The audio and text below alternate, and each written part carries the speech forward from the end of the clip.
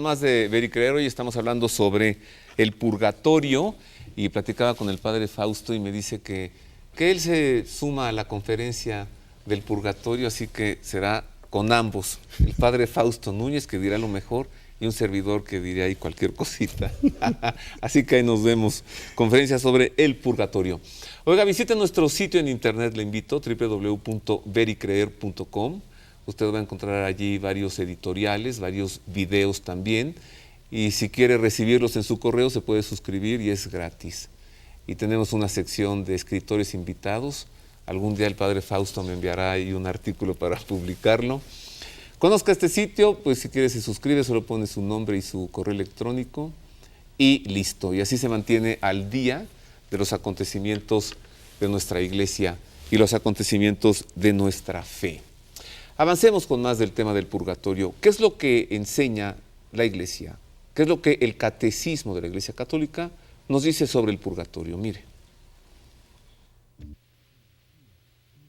En Alpura, nuestra naturaleza es hacerlo mejor cada día. Alpura presenta.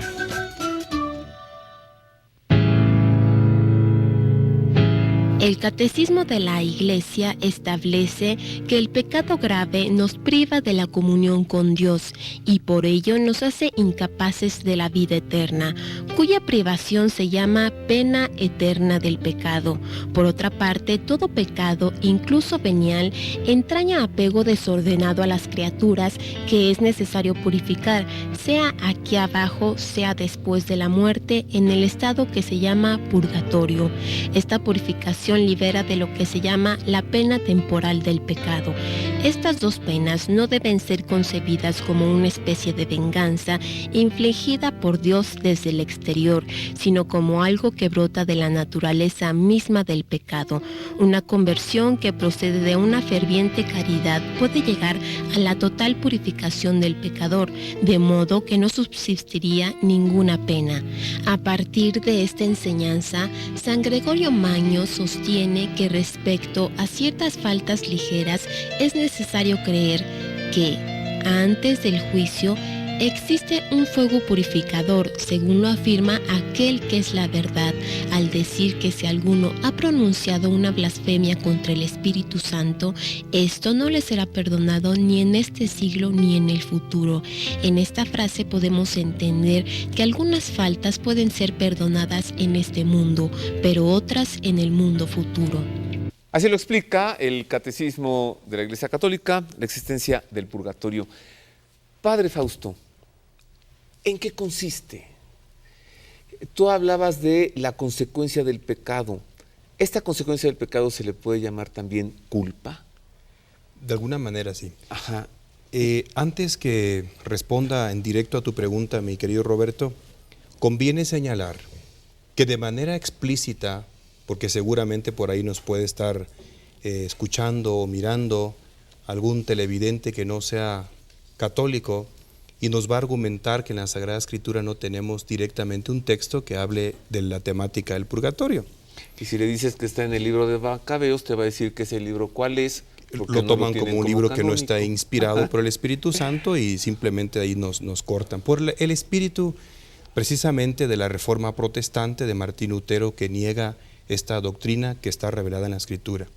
Hay que comentar que hay algunos temas de la revelación divina que no aparecen de manera explícita en la Escritura y que no le encontramos así en vivo y en directo o la frasecita como nosotros quisiéramos, pero la inteligencia de la fe y la ayuda del Espíritu Santo hacen que en la Iglesia tengamos una reflexión profunda de estos datos que están contenidos aquí en la Sagrada Escritura.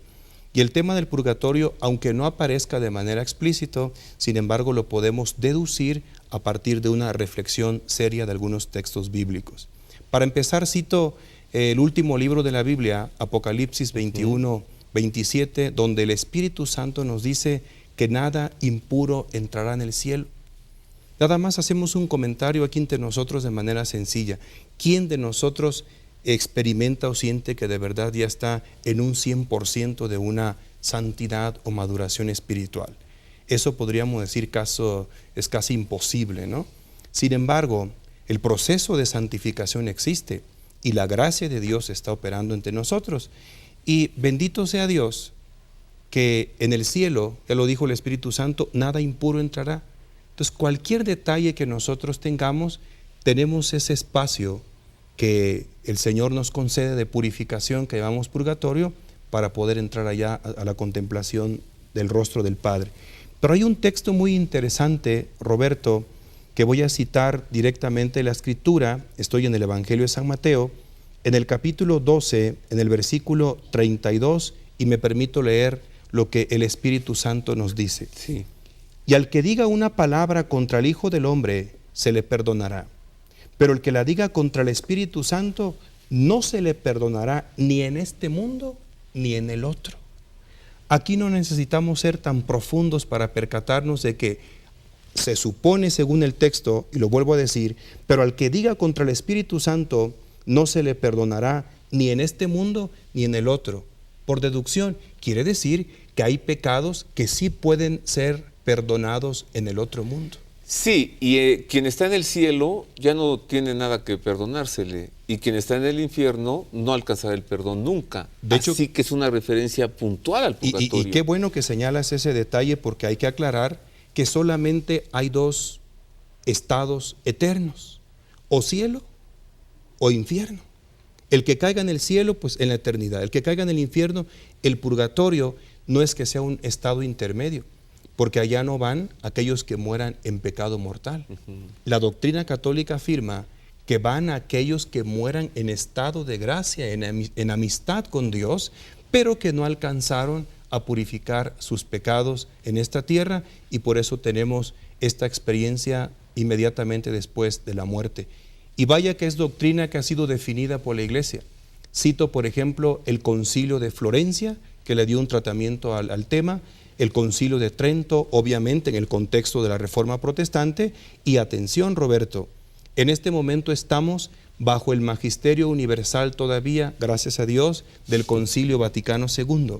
Y ahí, en el concilio, en la Lumen Gentium, en el número 49, lo cito, el número 50 y el número 51, el concilio reafirma otra vez más la realidad, una vez más la realidad del tema del purgatorio. E incluso invita al concilio a que nosotros, como hermanos en la fe, porque no podemos perder de vista que la Iglesia, el cuerpo místico de Jesucristo, una vez que estos hermanos trascienden ya esta vida y se van a la otra, no rompen completamente la comunión con nosotros, sino continuamos por ser miembros del cuerpo místico de Cristo. Hay algo que nos sigue haciendo que estemos en unidad. Los que peregrinamos, los que están purgando y los que ya están en comunión beatífica con Dios. ¿En qué consiste? ¿Es cierto que en el purgatorio el alma que está allí conoce, siente, experimenta todas esas tristezas, penas, angustias, lágrimas que provocó, y al conocerlas dice, si yo hubiera sabido por supuesto que iba a hacer tanto mal, no lo habría hecho? ¿Y ahí está la purificación? ¿O en qué consiste? Por supuesto, porque el hecho de que nosotros nos desprendamos del cuerpo en esta experiencia que llamamos la muerte, el núcleo y el ser de la persona, tú mantienes tu identidad, mantienes tu conciencia, sabes quién eres, y entonces esto te va a llevar a una experiencia muy intensa en aquello que conocemos como el purgatorio. ¿Qué sucede allá?